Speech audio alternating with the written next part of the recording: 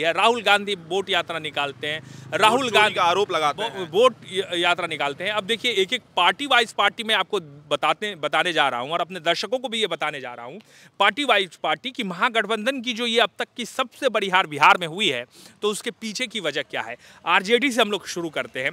देखिए आरजेडी, लालू प्रसाद यादव का अपना एक ऑरा था। लालू प्रसाद यादव ने एक सोशल इंजीनियरिंग, जो उनको सामाजिक जो उत्थान का मसीहा कहा जाता है, गलत नहीं कहा जाता, उन्होंने जब 90 के दौर में बिहार एक जातिगत जो हिंसा था उससे ग्रस्त थी, तभी कुछ लोग को आवाज देना, बिल्कुल बिल्कुल ये चीज़ें बताई गई और इसको कोई इनकार भी नहीं कर सकता है।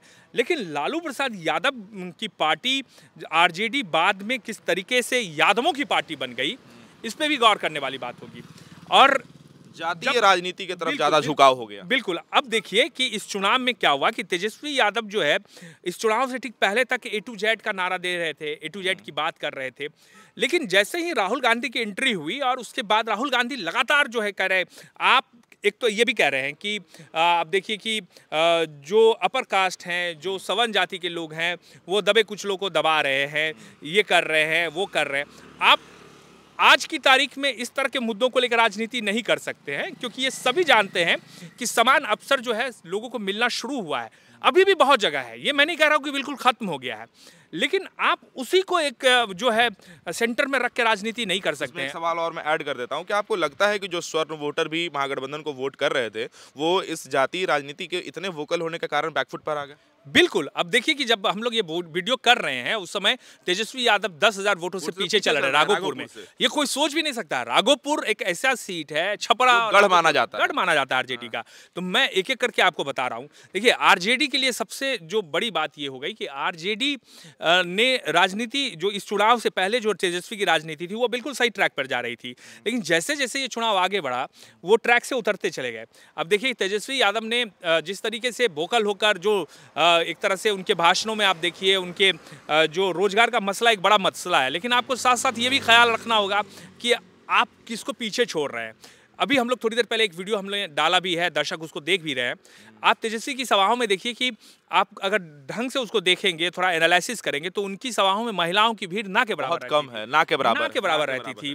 और दूसरी बात है कि क्राउड कौन था, वो जो भीड़ उनको दिखाई दे रहा था, जो भीड़ की तेजस्वी के एक बार गमछा हिलाने से बिल्कुल बेकाबू हो जा रहा था, वो भीड़ कौन थी? वो मैक्सिमम 18-19 साल के लड़के थे जो वोटर नहीं होते हैं। उसमें से 60% ऐसे युवा थे जो वोट ही नहीं डालते हैं, जिनको जो वोटर ही नहीं है। तो मसला ये है कि आप जब राजनीति कर रहे हैं तो आपको सबको साथ में लेके आना होगा। उसमें भी एक खास जो समुदाय और खास जो है जाति के लोग ज्यादा थे उसमें। MY समीकरण की आप राजनीति करने की बात करते हैं, लेकिन MY समीकरण पर आप बिहार में सत्ता में नहीं आ सकते हैं। तो आरजेडी की सबसे बड़ी कमजोरी तेजस्वी की ये रही कि वो महिलाओं को अपनी तरफ नहीं ला पाए। वो देखिए शुरू में उन्होंने ये कहा कि हम हर घर में नौकरी दे देंगे, वो शुरू से लग रहा था कि ये हो नहीं सकता। इस सवाल पे मैं आता हूँ, जहाँ तक हमने भी इस बात को सुना कि वो कहते हैं कि हर घर में एक सरकारी नौकरी दे देंगे, कहीं ना कहीं उनका ये वादा पब्लिक इस पर भरोसा नहीं कर पाई मेरे ख्याल से। बिल्कुल। देखिए अब देखिए उनको इस बात का बाद में एहसास होता है, फिर वो आते हैं कि नहीं महिलाओं को हम एक साथ 30,000 रुपया देंगे, तो वो ना उनका मुद्दा बदलता रहा, ठीक है। तो अब उस समय जो वो लेके चल रहे थे कि हमको A to Z को साथ में लेके चलना है, वो चीज़ें धीरे धीरे खिसकती चली गई। एक खास जाति जो है ज़्यादा वोकल हुआ। मैं यादव जाति की बात कर रहा हूँ, वो ज़्यादा वोकल हुए। उनके जो यूथ हैं वो ज़्यादा आके सामने बोलने लगे, खासतौर से सोशल मीडिया पे बोलने लगे। तो उससे क्या हो गया कि जो दूसरी जातियाँ थी, खासतौर से पिछड़ा, अति पिछड़ा, दलित, महादलित, ये लोग जो है अपने पैर पीछे खींच लिए। अगर उनके दिमाग में था भी कि इस बार मैं महागठबंधन के साथ जाऊँगा या तेजस्वी के साथ जाऊँगा, तो उन्होंने अपने पैर पीछे खींच लिए, क्योंकि जिस तरीके का वोकल होकर वो कहना और एक तरह से जिस तरह के वीडियो सामने आने लगे, महिलाओं में खासतौर से गलत मैसेज गया। महिलाओं को लगा कि अरे यार ये लोग अगर आ जाते हैं तो फिर तो पूरा माहौल ये हो जाएगा। तो एक सबसे बड़ा फैक्टर तेजस्वी के लिए ये रहा कि तेजस्वी अपने साथ MY के अलावा दूसरी जातियों को जोड़ नहीं पाए। अब आते हैं कांग्रेस की तरफ। कांग्रेस के साथ दिक्कत यह है कि कांग्रेस जो है बिहार जैसे स्टेट में या झारखंड जैसे स्टेट में या उत्तर प्रदेश जैसे स्टेट में जो राजनीति कर रही है वो दूसरे दल के संगठन के भरोसे कर रही है। आप देखिए कि उत्तर प्रदेश में अगर पिछले लोकसभा चुनाव में, आप इस एक लाइन से ये कहना चाहते हैं कि क्षेत्रीय स्तर पर जो इतनी बड़ी पार्टी है उसका अपना कोई अस्तित्व नहीं है? वही मैं बता रहा हूँ। आप देखिए कि लोकसभा चुनाव में, पिछले लोकसभा चुनाव में जो अखिलेश यादव के समाजवादी पार्टी के भरोसे जो भी उनको सफलता मिली है उत्तर प्रदेश में, उससे कोई इनकार नहीं कर सकता है। झारखंड में अगर आज की तारीख में सरकार है और कांग्रेस उसमें शामिल है, तो कोई नहीं कह सकता है कि बगैर जेएमएम के वो यहाँ पर जो है इस तरह के परफॉर्म कर खुद का क्लियर स्टैंड नहीं हो पाया है कांग्रेस का इन राज्यों में। नहीं, खुद का स्टैंड नहीं, उनका संगठन नहीं है, इसको ऐसे समझिए वैभव, उनका संगठन नहीं है। आप देखिए बिहार में मेहनत नहीं है। बिहार में आरजेडी के संगठन के भरोसे उनका पॉलिटिक्स था।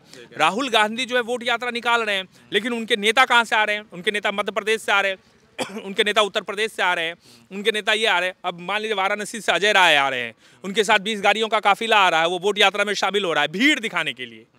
जमीन पर आपके नेता क्या काम कर रहे हैं? बिल्कुल नहीं के बराबर कर रहे हैं। आप जो हैं एक पूरी टीम लेके चल रहे हैं, आपके साथ पूरा सिनेमा बनाने वाला पूरी टीम है जो आपका वीडियो बना रहा है, आप जा रहे हैं मछुआरे के साथ नहा रहे हैं। अरे इससे वोट नहीं आता है। आपको लोकल पंचायत लेवल पर अपने नेता को खड़े करने होंगे। जो नेता की जो कांग्रेस एक संगठन है, इतने सालों साल तक उन्होंने सत्ता में जो है कांग्रेस पार्टी रह चुकी है, उनका अपना एक अलग ऑरा रहा है। लेकिन आज की तारीख में सच्चाई यही है कि कांग्रेस पार्टी जो है लोकल स्तर पर, बूथ स्तर पर मृत प्राय हो गई है। उनके पास संगठन नहीं है, उनके पास नेता नहीं है। पटना में बैठ के राहुल गांधी कुछ भी कह ले, लेकिन आप बेतिया या फिर पूर्णिया के किसी सुदूरवर्ती इलाके में जाके आप ढूंढेंगे तो वहां पे आपको नहीं मिलेगा। वहां है ही नहीं संगठन, उनके नेता है ही नहीं। कांग्रेस के नेता इस लोग को मानने को तैयार नहीं। इसमें और मैं जोड़ूंगा, देखिए ये तो कांग्रेस और इसकी बात हो गई।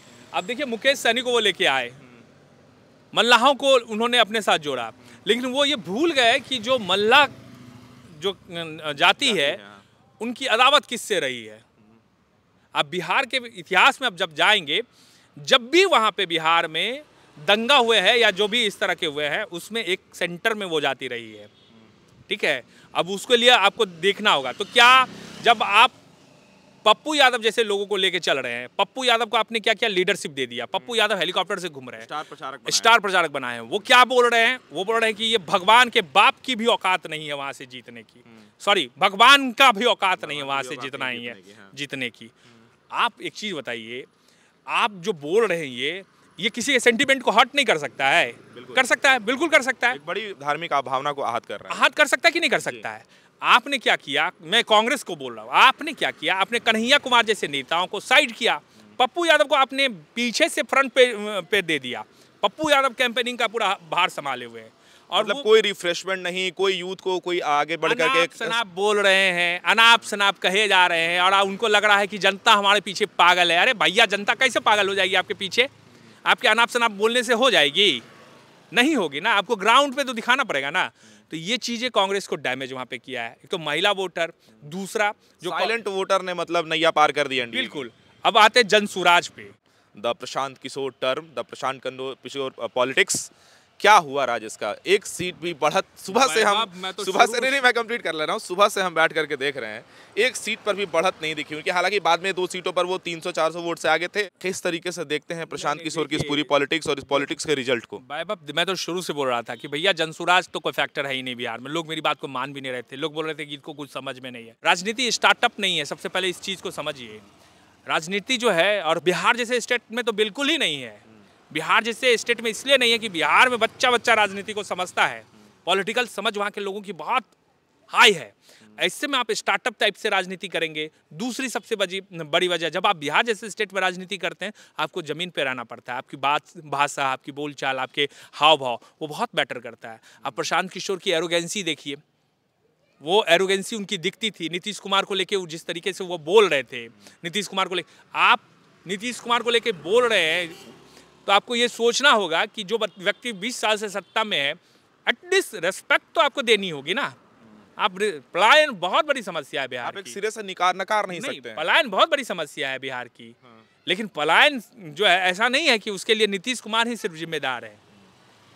इंफ्रास्ट्रक्चर के मामले में आज की तारीख में वही पलायन है कि आज की तारीख में अगर मान लीजिए गाँव से आदमी निकलता था तो उसको स्टेशन जाने में 2 दिन लग जाया करता था। आज की तारीख में लोग निकलता है, जाता है, आता है, काम करता है। पलायन को आप रोक नहीं सकते हैं। और कोई ये दावा अगर कर रहा है ना कि बिहार जैसे राज्य में हम पलायन रोक देंगे, तो ये नहीं है। और बिहार में ये भी कोई बोल रहा है ना कि इंडस्ट्रीज नहीं है। छोटे छोटे स्केल पे हर जिले में इंडस्ट्रीज चलते हैं। चूड़ा का फैक्ट्री, एल्युमिनियम का फैक्ट्री एंड दीज दैट बहुत चलते हैं। हर कर रहा है काम, आदमी कैसे नहीं कर रहा है? अभी जिस तरीके से आप देखिए, नहीं जनसुराज का आप सुन लीजिए। जनसुराज को आप कैसे छोड़ दीजिए, इतना आसानी से जाने दीजिएगा। तो पब्लिक ने छोड़ दिया। अब देखिए जनसुराज ने क्या बोला था, YIP, मैंने उस दिन भी जिक्र किया था, यूथ इन पॉलिटिक्स। भैया कितने यूथ को आप पॉलिटिक्स में लेके आए? आपने पप्पू सिंह को राष्ट्रीय अध्यक्ष बनाया, जो कांग्रेस में रहे, बीजेपी में रहे, एक बड़े मतलब जो है बिजनेस घराने से आते हैं वो, आपने उनको राष्ट्रीय अध्यक्ष क्यों बनाया? हो सकता है उन्होंने आपको टास्क दिया होगा कि एक पार्टी बना के मुझे दो, एक पार्टी खड़ी करके मुझे दो, क्योंकि आपका काम ही था, आप रणनीति बनाते थे ना। एक नया आपको चैलेंज मिला कि एक पार्टी बना के दो बिहार में, जिसमें कार्यकर्ता भी हो, संगठन भी हो, हर चीज़ हो। आप 3 साल से वो पार्टी बना के खड़ा कर दिए। लेकिन सर नहीं ऐसे होती है राजनीति। आप जब अलग तरह की राजनीति, वो जेपी की धरती रही है, वहाँ पे चाणक्य जैसे लोग रहे हैं। आप जेपी के आंदोलन को लेके आप बातें करते थे, अरे तो जेपी के आंदोलन के साथ बात करते थे। अगर युवा जेपी के साथ ना जुड़ता तो जेपी क्या जेपी होते? आपके साथ कितने युवा जुड़े? आपके कैंडिडेट की लिस्ट निकाल लीजिए, इसमें कितने युवाओं को आपने कैंडिडेट दिया। आनंद मिश्रा जैसे, जो कि अभी बक्सर से चुनाव जीते हैं, 29,000 से ज़्यादा वोट से जीते हैं, रिटायर्ड मतलब आईपीएस थे, वीआरएस लिया था उन्होंने। आसाम और नॉर्थ ईस्ट में उन्होंने जो काम किया है एकदम, वो नॉर्थ ईस्ट में बहुत ज़बरदस्त काम किया था उन्होंने। और उस तरह के जो व्यक्तित्व है उनको आपने किनारे कर दिया। नाम नहीं लूँगा मैं, कई ऐसे लोगों को जानता हूँ जिनको आपने टिकट दिया। क्यों? खाली बक करने से होता है राजनीति? अरे फिर ये साबित हो गया कि सोशल मीडिया सेंसेशन जो है वो चुनाव के रिजल्ट नहीं बिल्कुल नहीं होता। बिहार जैसे राज्य में तो बिल्कुल ही नहीं होता है। तो ये बताता है कि अगर आपको पॉलिटिक्स करना है तो आपको बहुत जमीन पे काम करना पड़ेगा।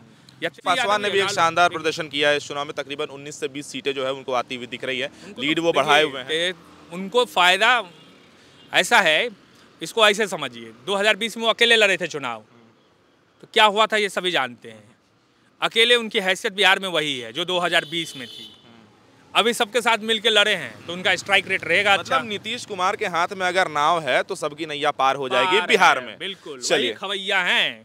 अगर वो ना रहे तो फिर सब जो है, जो हाल महागठबंधन का भी हुआ है वही हाल एनडीए का हो जाता। तो नीतीश कुमार इस चुनाव के सबसे बड़े फैक्टर है मेरे हिसाब। नीतीश कुमार का आकलन करना, देखिए नीतीश कुमार के साथ कई चीज़ें हैं। एक तो नीतीश कुमार का वोट बैंक क्या है, और आप देखिए कि ऐसा नहीं है कि नीतीश कुमार के बगैर बीजेपी ने चुनाव नहीं लड़ा बिहार में। बीजेपी ने चुनाव लड़ा है, 50 के आसपास उनकी सीटें रही थी और वो सत्ता से बाहर हो गई थी।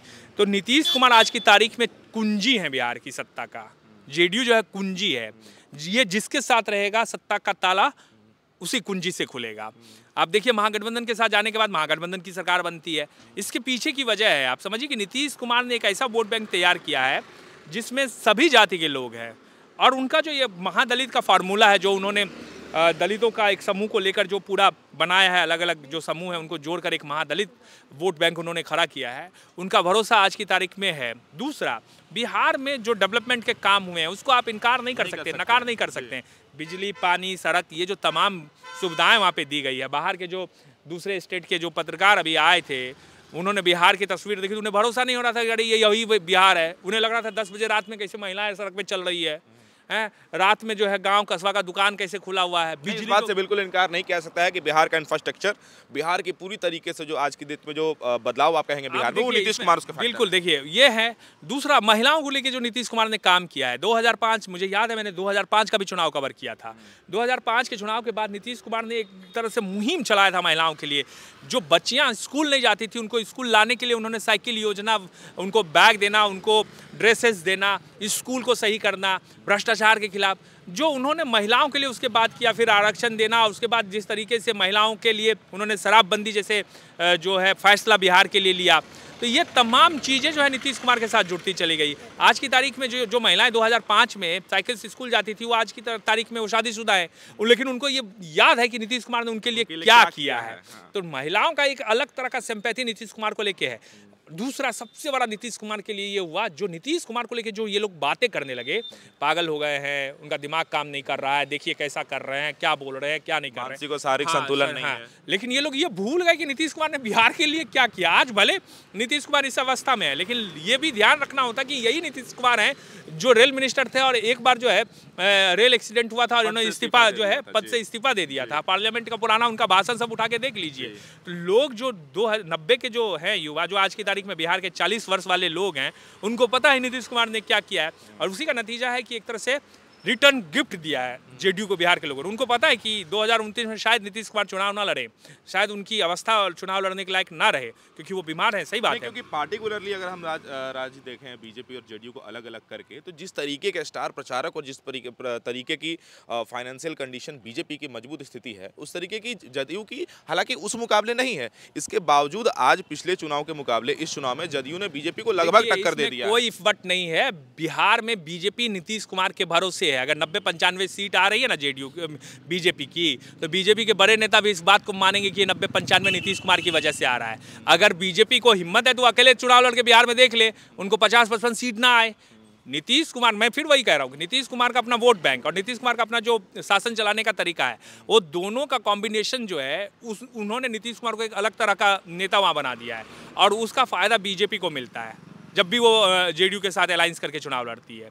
तो इसी का फायदा है बीजेपी को। वेब सीरीज की एक लाइन मुझे याद आती है एंड करने से पहले कि जब जब आपको लगता है कि आप बिहार को समझ चुके हैं, बिहार आपको सरप्राइज कर देता है। मेरा नाम वैभव है, आप समाचार वाला देख रहे थे।